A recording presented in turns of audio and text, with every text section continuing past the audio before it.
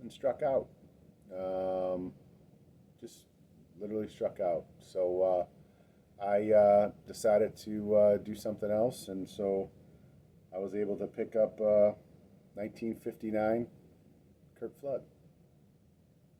So I knocked Kurt Flood off the list. While we're at dinner on Friday night, um, and I think partially like at the YouTube get together, I got this little care package here from Jay, average vintage collector. He gave me a really cool 69 tops uh, Jack Pardee that I'm going to add to my collection. And then just a host of Detroit Tigers cards.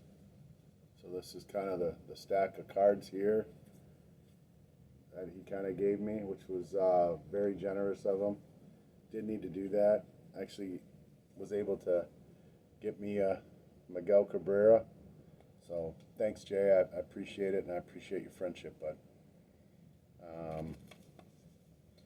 And Friday night, when we were at the dinner, um, Tim had gifted me a card, and it was kind of funny. He was asking me before the show, like, "Oh, what about this? What about that? What do you have on this? What do you have on that?" And we were kind of just talking back and forth, so I knew he was probably up to no good, and he was. And Tim gifted me a couple of cards, so um, these are really really cool. So out of the kindness of his heart, he gave me a 52 Mano, which I thought was really cool. But he also gave me this. This is 1971 Johnny Unitas. Didn't have a Johnny Unitas in my collection. And then he gave me this card because I didn't have this guy in my collection either.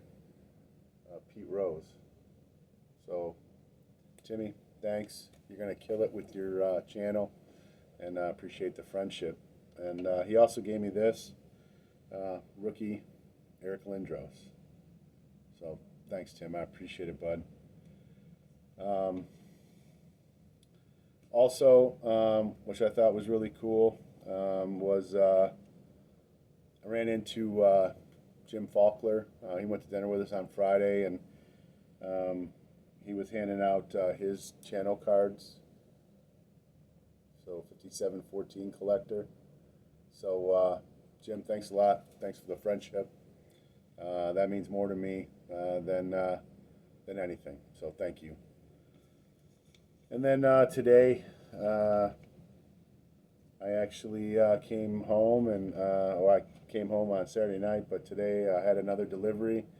This is the 1972 Pro Action rookie of John Riggins.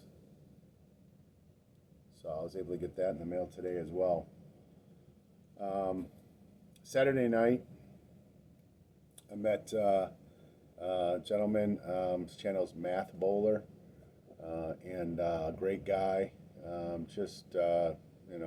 Really cool guy, and we got talking a little bit. Saw Jason, everyday collector. First time I'd seen Jason all weekend. He was busting my chops that I'd been hiding, but had a good time talking to him. But all in all, it was a great show. I'm very transparent. I bought 16 cards at the show. I spent $233.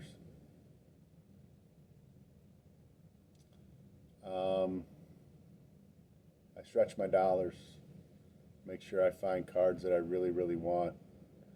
I make sure that the cards that go into my collection mean something. They're special. Strongsville also, though, made me face reality. Yes, we had a blast and we had fun, and this is a hobby, and this is something that is part of our lives but isn't our entire life. I made a couple hard decisions this weekend, but I I made them because I'm a realist. Um, I'm there's nothing fake about me. Um,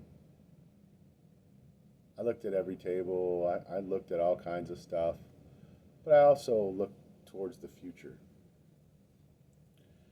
And as everyone knows, um, my two grail cards, goal cards, whatever you want to tie, whatever, however you want to say it, doesn't matter, are a Ty Cobb and the 1934 number 37 yellow background Lou Gehrig.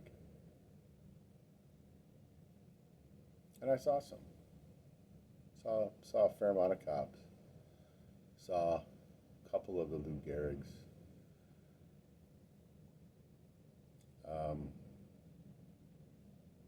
Those are by me now.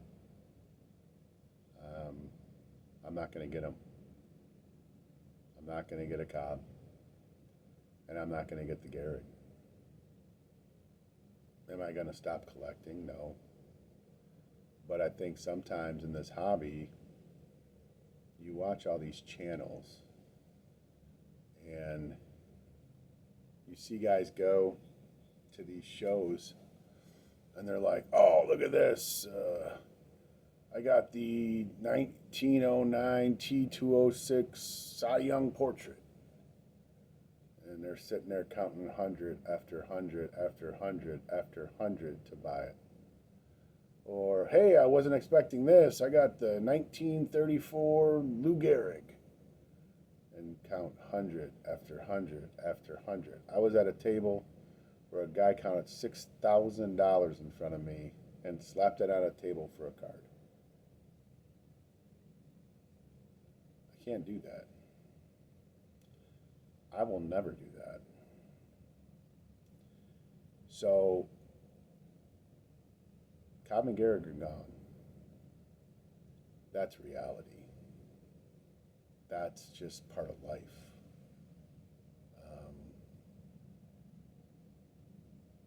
I knew it walking out Saturday.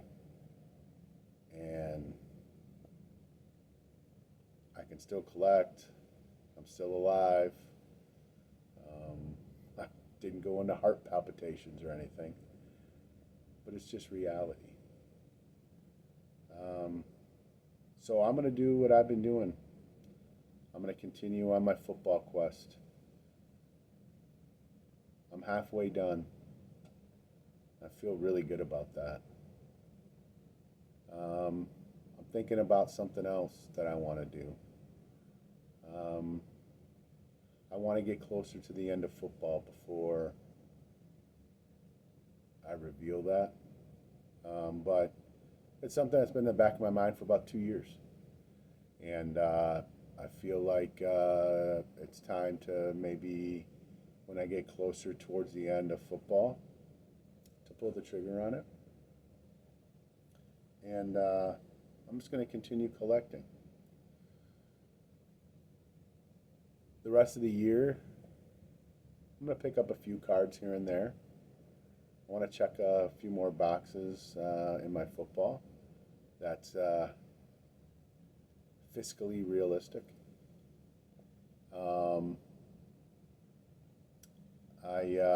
I have some obligations, though, that I have to do and I have to take care of, and I'm going to do that.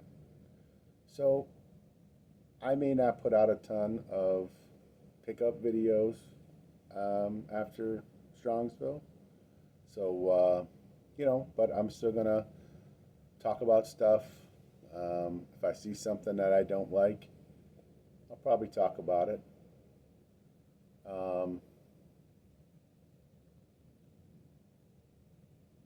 I think the main thing that I look at is this.